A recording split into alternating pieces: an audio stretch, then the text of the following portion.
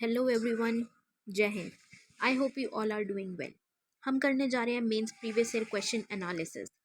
आज हम देखेंगे general studies paper 2 international relations के एक क्वेश्चन और करेंगे उसका एनालिसिस। गाइस, इंटरनेशनल रिलेशंस एक बहुत डायनेमिक टॉपिक है, डायनेमिक सब्जेक्ट है हमारे सिलेबस का। इंटरनेशनल रिलेशंस मेनली हमारा करंट इवेंट से रिलेटेड होता है। जो भी क्वेश्चंस इंटरनेशनल रिलेशन से आते हैं वो हमारे करंट इवेंट से रिलेटेड होते हैं, जो भी करंट अफेयर्स में चल रहे हैं, जो भी पैक्ट चल रहा है, कंट्रोवर्सी चल रही है, अग्रीमेंट चल रहा है, कुछ भी उससे रिलेटेड तो हम बहुत इजीली इंटरनेशनल रिलेशंस को कर सकते हैं। जैसे ही करंट अफेयर्स में जो भी आए हम उसको उन पॉइंट्स को जॉट डाउन कर सकते हैं साइड बाय साइड। और जब आंसर राइटिंग का टाइम आएगा, जो भी क्वेश्चन जिस भी पैक्ट पे पूछा जाएगा, अगर हमारे पास पॉइंट्स होंगे तो हम बहुत जल्दी इस आंसर को लिख सकते हैं। तो इंटरनेशनल के क्वेश्चंस को हम बहुत इजीली और बहुत अच्छे तरीके से अटेम्प्ट कर सकते हैं। और सबसे बड़ी बात, मैप्स के साथ मैप्स भी ड्रॉ हम कर सकते हैं इंटरनेशनल रिलेशंस के क्वेश्चंस में। तो चलिए, शुरू करने से पहले मैं आपको अपने कोर्सेज के बारे में बता दूं। तो हमारा करंट अफेयर्स बैच रन करता है जिसमें PDFs plus live doubt sessions लिए जाते हैं। जीएस का बैच है, प्री प्लस मेंस बैच, बिल्कुल फुल फ्लेश बैच है जिसमें एनसीईआरटी 6 से लेके बिल्कुल एडवांस लेवल तक की प्रिपरेशन कराई जाती है। मेंस आंसर राइटिंग बैच है जिसमें एक बहुत अच्छी फैकल्टी है, बहुत एक्सपीरियंसड है, वो बिल्कुल रियल टाइम बेसिस पे आंसर राइटिंग कराएंगे, क्वेश्चंस प्रोवाइड करेंगे, आंसर्स चेक करेंगे, इवैल्यूएशन करेंगे और इम्प्रूवमेंट के हर तरीके बताएंगे और हमें वो प्रीलिम्स तक मेंस रेडी भी करा देंगे। एनसीईआरटी सेल्फ स्टडी कम टेस्ट सीरीज बैच है जिसमें बिल्कुल डेली बेसिस पे टारगेट्स दिए जाते हैं और उन टारगेट से रिलेटेड डेली बेसिस पे टेस्ट भी प्रोवाइड किए जाते हैं जिससे हमारी प्रिपरेशन और एनहांस हो सकती है। तो इनको ज्वाइन करने के लिए आप नीचे दिए गए नंबर पे 9713282838 पे व्हाट्सएप या टेलीग्राम करके कोर्सेज में एनरोल कर सकते हैं। चलिए अपने सेशन पे वापस आते हैं, शुरू करते हैं। आज का क्वेश्चन है, in what ways would the ongoing US Iran nuclear pact controversy affect the national interest of India? How should India respond to this situation? चल रहे यूएस ईरान परमाणु समझौता विवाद भारत के राष्ट्रीय हित को किस प्रकार प्रभावित करेगा? भारत को इस स्थिति पर कैसी प्रतिक्रिया देनी चाहिए? ये क्वेश्चन GS2, जैसे हमने बात की, इंटरनेशनल रिलेशंस में आता है। ये यूपीएससी ने 2018 में पूछा था। हम इसको आज के टाइम से भी थोड़ा सा कनेक्ट करके समझेंगे क्योंकि यही सेम इवेंट आज भी करंट अफेयर्स में बिल्कुल डे टू डे बेसिस पे चल रहा है, न्यूक्लियर पैक्ट से, अगर आपको समझ में आ रहा है तो। क्वेश्चन को देखें तो क्या पूछा गया है इसमें, US Iran nuclear pact. Nuclear pact से आप समझ पा रहे हैं तो ये joint comprehensive plan of action की बात कर रहा है, JCPOA, जो यूएस ईरान और वेरियस अदर कंट्रीज ने 2015 में लागू किया था, एक अग्रीमेंट किया था, प्लान ऑफ एक्शन हुआ था। अब हमें इसके बारे में जानना है और इसके साथ हमें क्या बताना है क्वेश्चन में कि इंडिया की नेशनल इंटरेस्ट पे इसका क्या प्रभाव पड़ा और इंडिया को किस तरीके से रिस्पॉन्ड करना चाहिए, हमें बेसिकली ये बताना है। तो ये बताने के लिए अब हमारा पॉइंट ऑफ फोकस यहाँ पे क्या है, मेनली न्यूक्लियर पैक्ट मतलब JCPOA, क्योंकि हमें इंडिया का भी तो, इंडिया अफेक्ट हो रही है, इसी से रिगार्डिंग में बताना है ना कि इसकी वजह से ही तो इंडिया पे क्या अफेक्ट होगा, यही बताना है। तो हम इंट्रोडक्शन में क्या देंगे, थोड़ा सा ब्रीफ हम न्यूक्लियर पैक्ट के बारे में बताएंगे कि क्या वो पैक्ट था। उसके बाद हम इंडिया की थोड़ी सी बात करेंगे, इंडिया के रिलेशंस, और फिर हम बताएंगे कि इंडिया पे क्या इफेक्ट पड़ सकता है और इंडिया इस पे किस तरीके से रिस्पॉन्ड इंडिया को करना चाहिए। तो चलिए स्टार्ट करते हैं। JCPOA क्या है, joint comprehensive plan of action, 2015 में लागू किया गया था। इसमें क्या था कि ईरान को माना जा रहा था, ईरान यूरेनियम एनरिचमेंट कर रही थी। अब यूरेनियम एनरिचमेंट के डिसएडवांटेजेस हम लोग बहुत अच्छे से जानते हैं कि अगर यूरेनियम एनरिचमेंट ज़्यादा हो जाएगा तो न्यूक्लियर बॉम्ब बन सकता है और न्यूक्लियर बॉम्ब बनेगा। तो पास्ट एक्सपीरियंस से हम बता सकते हैं कि न्यूक्लियर बॉम्ब कितना ज़्यादा डिवास्टेटिंग होता है, सिर्फ उस कंट्री के लिए नहीं जिस पे वो गिराया जाता है, बल्कि पूरे के पूरे वर्ल्ड पे। जो वर्ल्ड वॉर 2 के टाइम पे न्यूक्लियर बॉम्ब गिराया गया था, उसका प्रभाव हम आज तक देख पा रहे हैं और सभी कंट्रीज पे देख पा रहे हैं। तो इसीलिए हर कंट्री इस जोन में है, इस वे पे है they are looking forward to it कि ऐसी सिचुएशन दोबारा अराइज ना हो किसी के लिए भी। तो इसीलिए ईरान को यूरेनियम एनरिचमेंट से रोकने के लिए यूएस ने ईरान के ऊपर सैंक्शंस लगा दिए। सैंक्शंस लगाने का क्या मतलब है कि ना ही तो कोई ईरान के साथ ट्रेड करेगा, ना ही कोई ईरान के साथ, ना ही किसी से भी ईरान को लोन प्रोवाइड होगा, ना ही कोई इन्वेस्टमेंट कर पाएगा ईरान में, ना ईरान कहीं पे इन्वेस्टमेंट कर पाएगा। तो इस तरीके के जब सैंक्शंस लगे तो क्या समझ में आ रहा है, ट्रेड पे सैंक्शंस लगा दिए मेनली। तो जब ट्रेड रुक गया तो सिंपल फंडा क्या होता है, economy is equal to empire and exports is equal to economy, कि जितने एक्सपोर्ट्स बढ़ेंगे इकोनॉमी भी उसके साथ उतनी ही बढ़ेगी, और इकोनॉमी बढ़ेगी तो एम्पायर भी तो बढ़ेगा, वो कंट्री डेवलप भी तो करेगी उतनी ही। तो अगर एक्सपोर्ट्स ही नहीं होंगे, ट्रेड ही नहीं होगा, तो क्या एक्सपोर्ट्स बढ़ पाएंगे? नहीं बढ़ पाएंगे। और विदाउट ट्रेड क्या कोई कंट्री सरवाइव कर पाएगी? सर्वाइवल रेट ज़ीरो है विदाउट ट्रेड। तो क्योंकि ईरान के साथ ट्रेड सैंक्शंस लगा दिए, बिना ट्रेड के ईरान सरवाइव ही नहीं कर पा रहा था, जिसकी वजह से ईरान एक टेबल पे आया यूएस के साथ, बाकी कंट्रीज़ के साथ, और एक अग्रीमेंट साइन किया गया जिसका नाम रखा गया joint comprehensive plan of action. इस अग्रीमेंट में ये बात हुई कि यूएस ईरान के ऊपर से सैंक्शंस हटा देगा और बदले में ईरान को अपना न्यूक्लियर एनरिचमेंट कम करना पड़ेगा, न्यूक्लियर प्रोग्राम को लिमिट करना पड़ेगा, एक लिमिट पे लाना पड़ेगा। ये बात के चलते इस बात के चलते यूएस ईरान और other parties, other countries, P5+1 European Union, इन ये एक अग्रीमेंट पे आए और इस अग्रीमेंट पे साइन किया।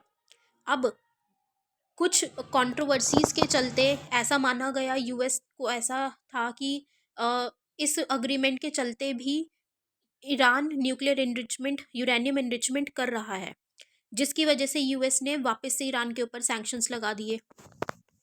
यूएस ने 2018 में इस अग्रीमेंट से विड्रॉ ही कर लिया कि ईरान तो इसको डिसरिस्पेक्ट कर रहा है, ईरान तो फॉलो ही नहीं कर रहा है। अब यूएस ने दोबारा से ईरान पे सैंक्शंस इम्पोज कर दिए, तो ईरान ने कहा कि जब सैंक्शंस भी इम्पोज कर रहे हो तो अब तो मैं खुल के यूरेनियम एनरिचमेंट करूंगा, मैं भी इस अग्रीमेंट से, इस पैक्ट से विड्रॉ करता हूँ। ईरान भी इस पैक्ट से विड्रॉ हो चुका है। तो अब जब ये पार्टीज विड्रॉ हो चुकी हैं और ईरान बोल रहा है कि मैं तो करूँगा यूरेनियम एनरिचमेंट, तो जब वो यूरेनियम एनरिचमेंट करेगा तो इसका इम्पैक्ट पूरे वर्ल्ड पे या वेस्ट एशिया पे बहुत ज़्यादा बुरा पड़ने वाला है।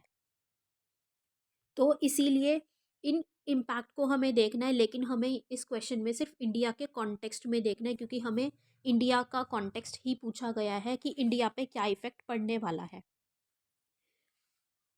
तो बात करें इंडिया की, तो इंडिया के रिलेशंस जो है ईरान के साथ, वो टाइम टू टाइम बहुत अच्छे हुए हैं, एक्सटेंड हुए हैं, चाहे वो कल्चरल पॉइंट ऑफ व्यू से हम बात करें, पॉलिटिकल, इकोनॉमिक, बहुत अच्छे रिलेशंस हुए हैं इंडिया और ईरान के।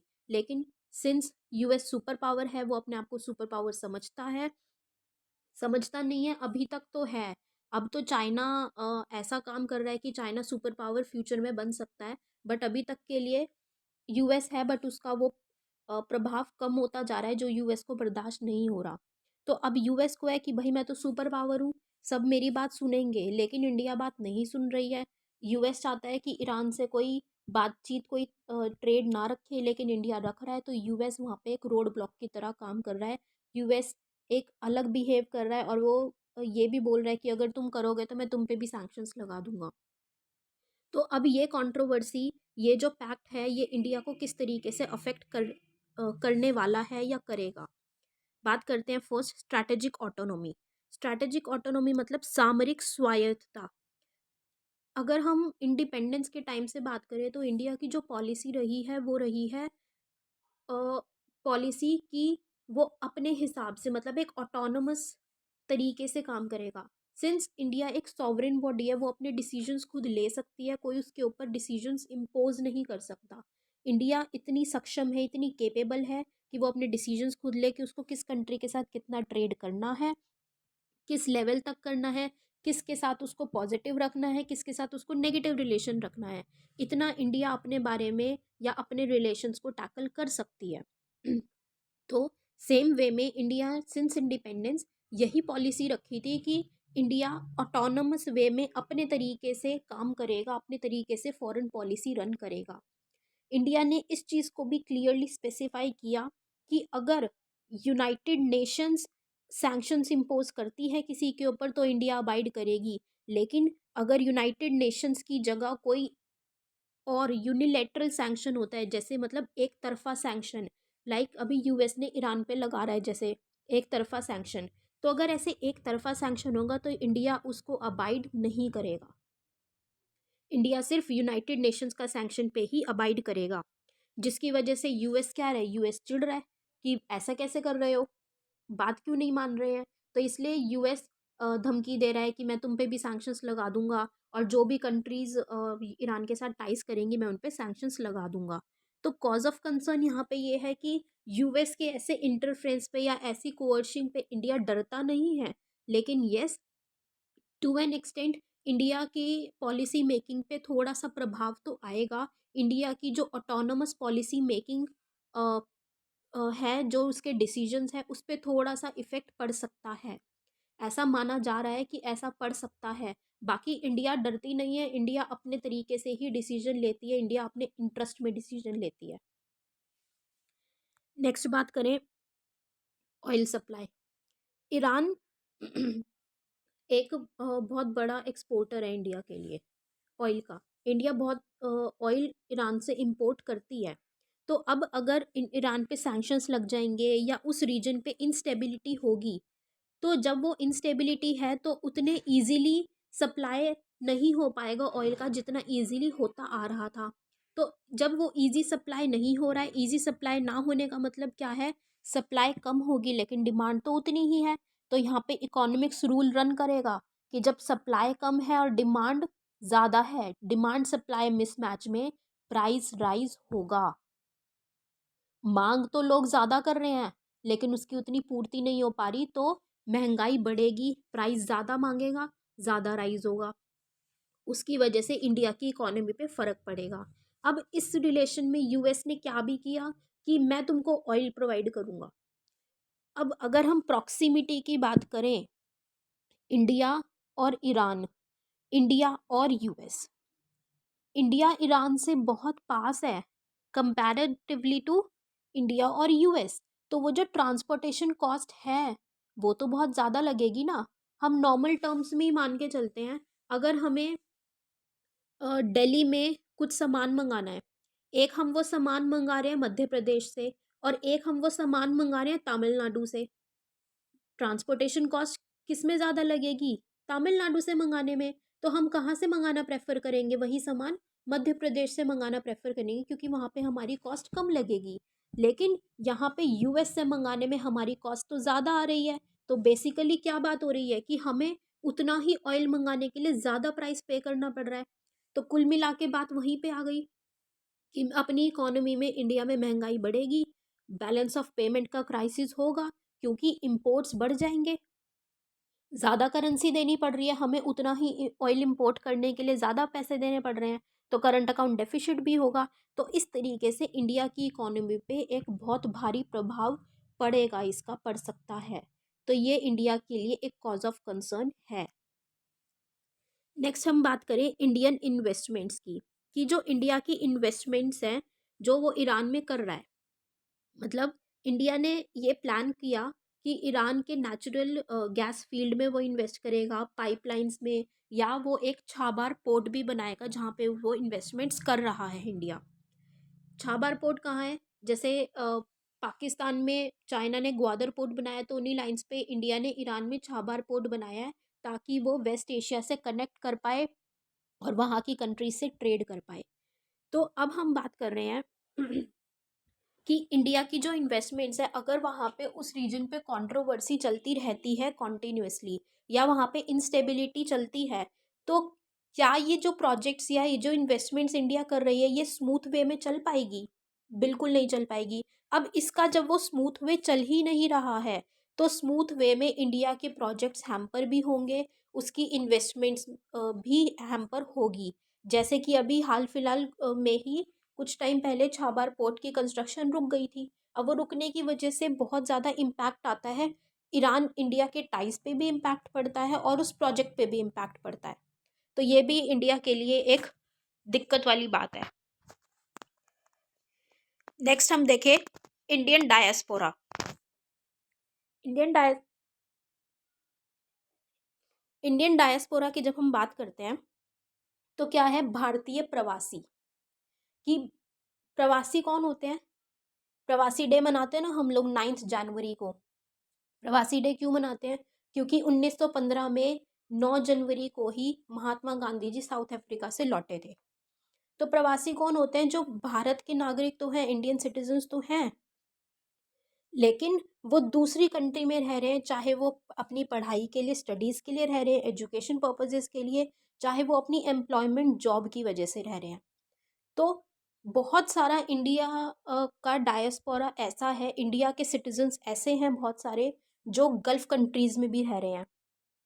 तो अब जो सिटीजन्स गल्फ़ कंट्रीज़ में रह रहे हैं, तो उन सिटीजन्स को रहने में वहाँ पे जहाँ पे इंस्टेबिलिटी है, जहाँ पे क्लैशेस चल रहे हैं, दंगे भी चलेंगे, तो वहाँ पे उनको रहने में दिक्कत आएगी।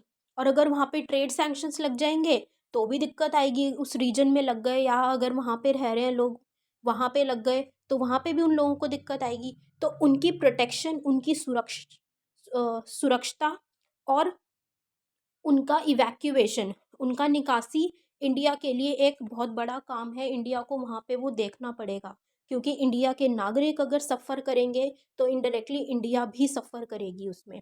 और अगर उन लोगों को इंडिया इवैक्यूएट करके वापस भी ले आती है तो उन लोगों का काम भी तो हैम्पर हुआ। वो लोग तो बहुत ज़्यादा सफ़र करेंगे। जो एजुकेशन करने जा रहे हैं उनकी पढ़ाई ख़राब होगी, जो जॉब करने जा रहे हैं उनकी आमदनी रुक जाएगी। तो इसीलिए ये इंडिया के सिटीजन्स को भी इफ़ेक्ट करेगा बहुत, और इंडियन पीपल को भी अफेक्ट करेगा। नेक्स्ट हम बात करें टेररिज्म। टेररिज्म क्या है? आतंकवाद।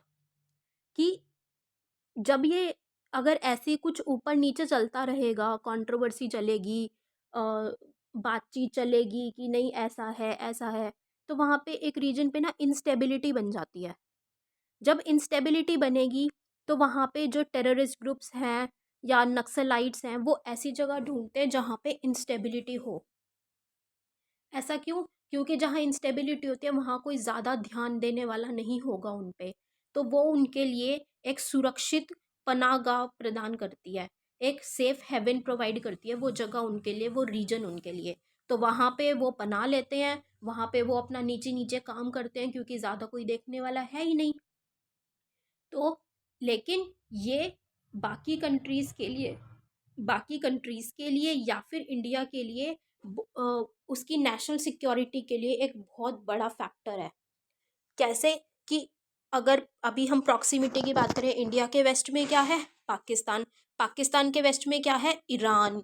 तो बहुत ज़्यादा प्रॉक्सिमिटी है, तो ईरान अगर टेररिस्ट हब बनेगा, वहाँ पे टेररिस्ट का सेफ हेवन होगा, टेररिस्ट एक्टिविटीज़ ग्रो करेंगी, तो वो इंडिया की नेशनल सिक्योरिटी पे भी प्रभाव डाल सकती हैं। जैसे हाल फिलहाल में ही हम लोग बात कर रहे थे कि अफ़गानिस्तान में तालिबान का राज हो गया है, तो वहाँ पे टेररिस्ट एक्टिविटीज़ बढ़ेंगी। टेररिस्ट एक्टिविटीज़ बढ़ेंगी तो क्योंकि अफ़गानिस्तान की प्रॉक्सिमिटी भी इंडिया से बहुत करीब है, तो इसीलिए वो भी इंडिया के लिए कॉज ऑफ कंसर्न है। तो सिमिलर वे में इंडिया और ईरान का भी प्रॉक्सिमिटी की वजह से एक कॉज ऑफ कंसर्न है। तो यहाँ पे हम क्या भी कर सकते हैं, यहाँ पे हम एक मैप के तरीके से दिखाएंगे। थोड़ी सी बाउंड्री ड्रॉ करनी है, इंडिया की वेस्ट बाउंड्री ड्रॉ करी थोड़ी सी, उसके साइड में पाकिस्तान की बाउंड्री और उसके साइड में ईरान की बाउंड्री। विद इन कुछ सेकंड्स ये मैप बन जाएगा और ये मार्क्स हमारा बहुत अच्छे से गेन करने में हेल्प भी करेगा। नेक्स्ट हम बात करें तो ये हमने अभी तक किसकी बात करी थी कि इंडिया को किस तरीके से अफेक्ट करेगा या कर सकता है। अब हम बात करेंगे कि इंडिया को ऐसी सिचुएशन में क्या करना चाहिए, किस तरीके से रिस्पॉन्ड करना चाहिए। तो अभी करंट सिचुएशन को हम देखें तो यूएस ने भी विड्रॉ कर लिया, ईरान ने भी विड्रॉ कर लिया, लेकिन जो बाकी के पार्टनर्स हैं और इंडिया है, इंडिया एक इम्पॉर्टेंट स्टेक होल्डर है इस इशू में। इंडिया इसके कंसर्न में है बहुत ज़्यादा कि ऐसा विड्रॉ करना सभी के लिए नुकसानदायी प्रूव होगा। तो इंडिया ये चाहता है, इंडिया ये बोलता है कि यूएस और ईरान को एक टेबल पे लेकर आओ, बातचीत करो, एक सेपरेट मैकेनिज्म लेकर आएंगे या फिर उनसे बातचीत करेंगे आपस में शांतिपूर्वक तरीके से, और इस अग्रीमेंट को वापस से साइन किया जाना चाहिए। सभी पार्टीज़, वो कहता है लाइक माइंडेड जो कंट्रीज़ हैं वो मिल के साथ में आके ईरान से बात कर सकती है या यूएस से बात कर सकते हैं और एक पैक्ट पे वापस से लेके आ सकते हैं। दूसरी चीज़ जो इंडिया कहती है कि लड़ाई झगड़े से पहले प्यार से बात निपटाने की कोशिश करनी चाहिए, पीसफुल मैनर में, एक शांतिपूर्वक तरीके से। तो इंडिया कहती है सिट टुगेदर, एक बार बैठो, प्यार से शांति से बात करो और ईरान को समझाओ कि ये समझाने की कोशिश कर सकते हैं ईरान को कि आप न्यूक्लियर एनर्जी प्रोड्यूस करो, बनाओ एक पीसफुल तरीके से जिससे कि किसी को हार्म ना हो। आप करो, लेकिन इतना जो आगे जाके एक कॉज ऑफ कंसर्न ना बने। अगर आप न्यूक्लियर बॉम्ब की तरफ जाएंगे तो वो सभी के लिए डिज़ास्ट्रस है। ईरान उसमें बेनिफिट नहीं करेगा, ईरान के लिए भी वो डिज़ास्ट्रस होगा। तो अगर हम प्यार से बात करेंगे तो ईरान उन टर्म्स पे आएगा और वो अपना इंटरेस्ट और पूरे वर्ल्ड का इंटरेस्ट भी समझेगा इस चीज़ पे। ये इंडिया का कहना है। और अभी के टर्म्स पे अगर हम बात करें, लास्ट में ये हमने कंक्लूड कर दिया इसको कि इंडिया को क्या करना चाहिए, इंडिया को किस तरीके से रिस्पॉन्ड करना चाहिए। बाकी मैं आपको थोड़ा सा करंट इवेंट्स का बताऊं तो अभी ईरान इंटरनेशनल एनर्जी एजेंसी भी वहाँ पे गई थी और वो बोल रहे थे कि हमें बताओ आप क्या कर रहे हो, क्योंकि सभी को ये था कि ईरान यूरेनियम एनरिचमेंट कर रहा है बहुत ज़्यादा। तब ईरान ने क्या किया, क्योंकि सब इस तरीके से उसको ईरान को बोल रहे हैं, इंडिया का ये पॉइंट क्यों है कि प्यार से बैठ के बात करो, क्योंकि ये बोला जा रहा है ईरान को कि आप तो यूरेनियम एनरिचमेंट कर रहे हो, आप तो कर रहे हो, आप तो कर रहे हो। तो इंटरनेशनल एनर्जी एजेंसी ने भी कि आप दिखाओ आप क्या कर रहे हो, आप तो यूरेनियम एनरिचमेंट कर रहे हो। तो ईरान ने बोल दिया ठीक है भाई आप आओ, अब तो हम करेंगे, आप तो हमारे पर सैंक्शंस भी लगा रहा है यूएस। तो अब ईरान ने क्या किया कि ठीक है आप आओ, 3 मंथ्स के लिए आप ऑब्जर्व करो, देखो सब कुछ, उसके बाद आप हमें डिस्टर्ब नहीं करोगे। ईरान ने 3 मंथ्स जब इंटरनेशनल एनर्जी एजेंसी ने देखा वहाँ पे, ईरान ने ज़्यादा ऐसा कुछ किया ही नहीं, यूरेनियम मैनेजमेंट ऐसा कुछ किया ही नहीं, ताकि उसको बिलीव हो जाए। अब ईरान क्या कर रहा है, इंटरनेशनल एनर्जी एजेंसी का पीरियड ख़त्म हो गया 3 मंथ्स का, अब वो उनको आने ही नहीं दे रहा है कि अब मैं अच्छे से जो मैं कर सकता हूँ मैं करूँगा, क्योंकि अब वो उनको कह रहा है कि आपने देख लिया ना 3 मंथ्स, आप बार बार हमारे काम में बाधा क्यों डाल रहे हो, आप हमें परेशान क्यों कर रहे हो। तो ईरान अभी ऐसा कर रहा है, वो क्यों कर रहा है, वो शायद गुस्से में भी कर रहा है कि अगर इंडिया का मानना है अगर उसको समझाया जाए तो ईरान समझ जाएगा और एक पीसफुल अग्रीमेंट वापस से साइन हो सकता है और पीसफुल तरीके से सभी रह सकते हैं। तो ये था गाइज आज का एनालिसिस। आई होप आप लोगों को समझ में आया होगा और अच्छा लगा होगा। ख़त्म करने से पहले मैं आपको वापस से अपने कोर्सेज़ के बारे में बता देना चाहती हूँ। हमारा करंट अफेयर्स बैच है जिसमें PDFs plus live doubt sessions होते हैं। जीएस का प्री प्लस मेंस बैच है, हाईली रिकमेंडेड है, प्लीज़ ज्वाइन कीजिए उसको, बहुत अच्छा बैच है। मेंस आंसर राइटिंग बैच है जो लॉन्च हो चुका है, जल्दी से जल्दी उसको ज्वाइन कीजिए अपने आप को मेंस रेडी बनाने के लिए। और एनसीईआरटी बैच है जिसमें आपकी कंसिस्टेंसी भी होगी और बहुत अच्छे से आप एनसीईआरटीज़ से आउटपुट निकाल पाएंगे। उसमें डेली टारगेट्स और टेस्ट सीरीज दिए जाते हैं। Thank you so much guys, I hope आप लोगों को अच्छा लगा होगा। Have a great day ahead. जय हिंद।